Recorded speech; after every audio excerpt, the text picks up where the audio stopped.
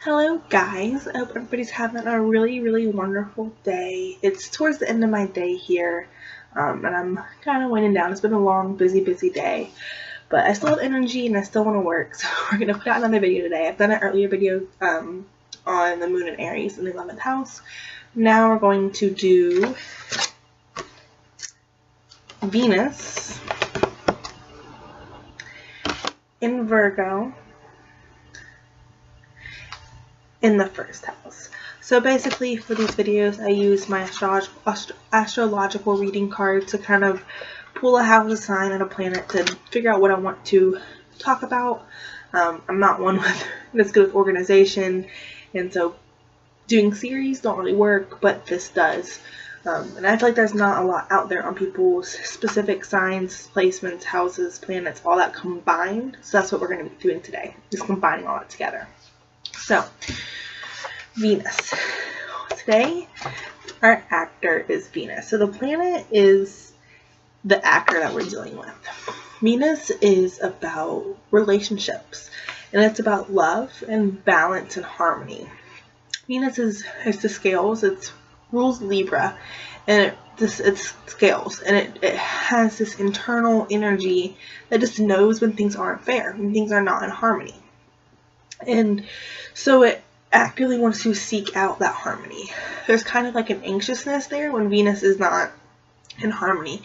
And it's very easy for Venus to be overly passive and overly nice and courteous, but they always want to be fair, and they don't really assert themselves to kind of communicate what they need. So with Venus, as always, it's going to be really important to communicate your side as well as other people's side.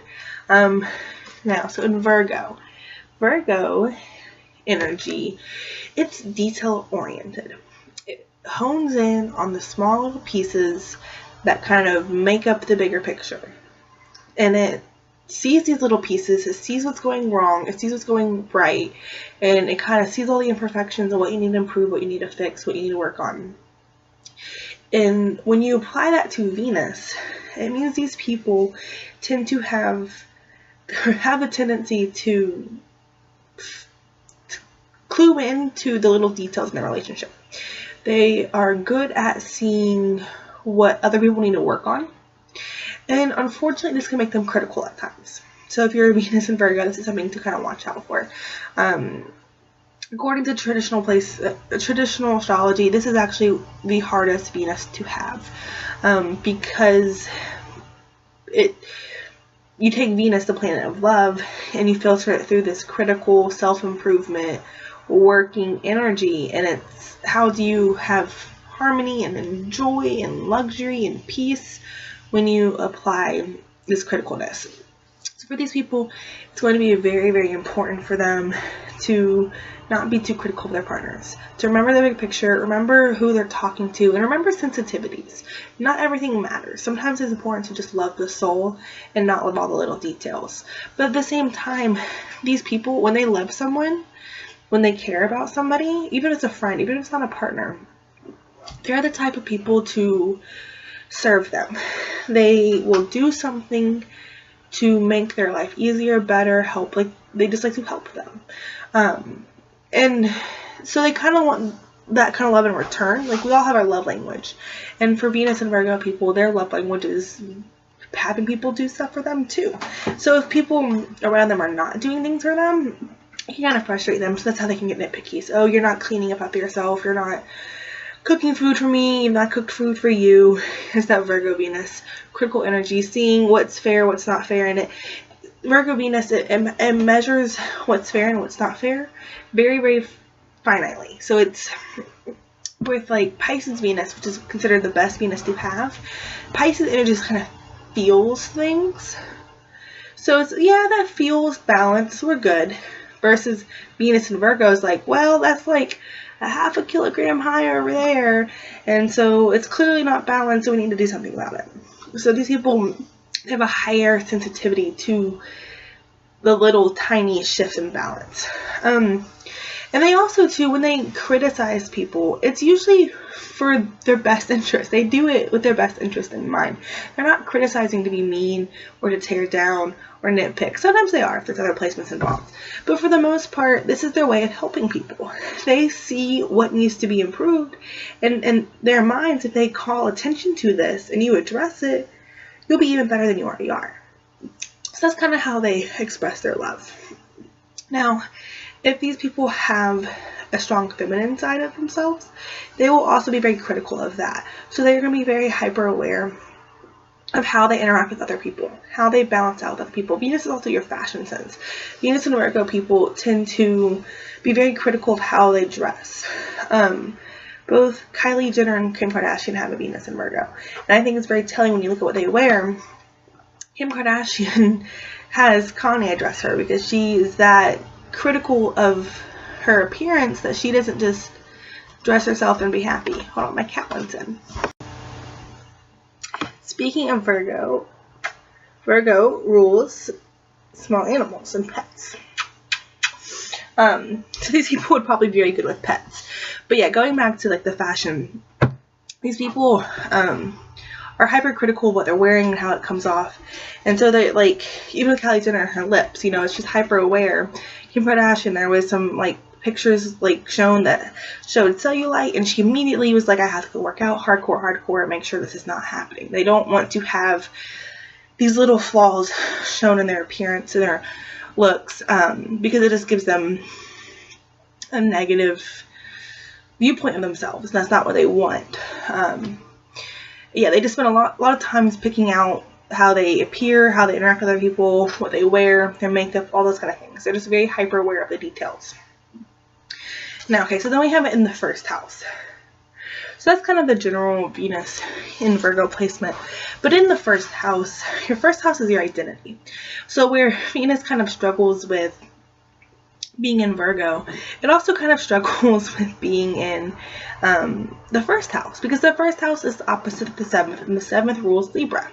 It rules Venus, or it's ruled by Venus. Yeah, so we have Venus opposite of this house it rules. Venus rules the seventh house, and it is in the first house. So the first house is our identity, it's our self-expression, and it's kind of like our action house. Like, it's our first house. We're ready to go. Let's go. We have guns blazing. We're like just fully embracing this new path, and there's no like experience to go off of. It's just new. And so when you have that energy with that Virgo and Venus, you're like passionate and explorative about this, like looking really balanced and harmonious, and you do it in a very detailed way. So you have to watch out with this placement about being too critical of yourself and how you look and how you come off to other people. When you meet people, you want to instantly balance off of them. When you approach life, when you act, you like to ask for other people's opinions.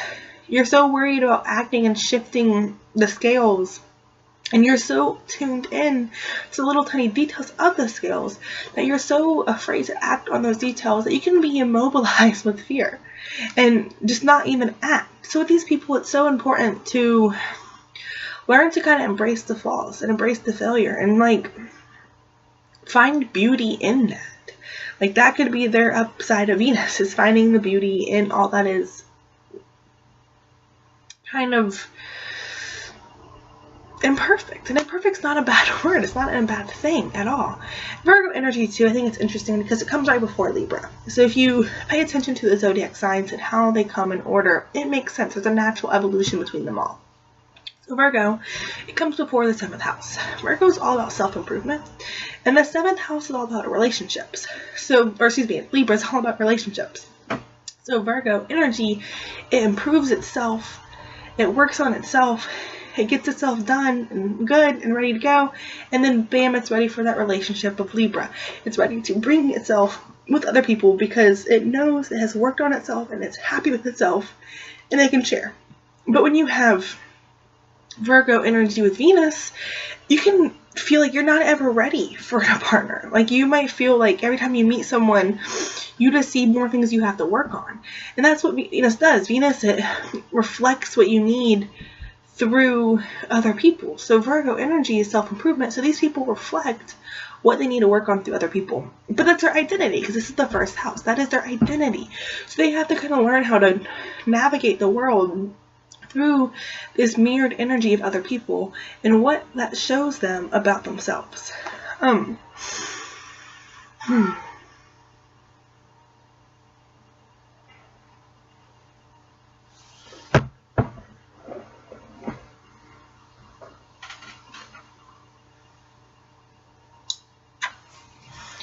Alright, you guys, I hope you enjoyed this video. If you have any questions or comments, please leave them down below. I love hearing your guys' feedbacks. Whether you have a Virgo Venus in the first house or you know someone who does, just let me know your experiences on it and how it works out for you.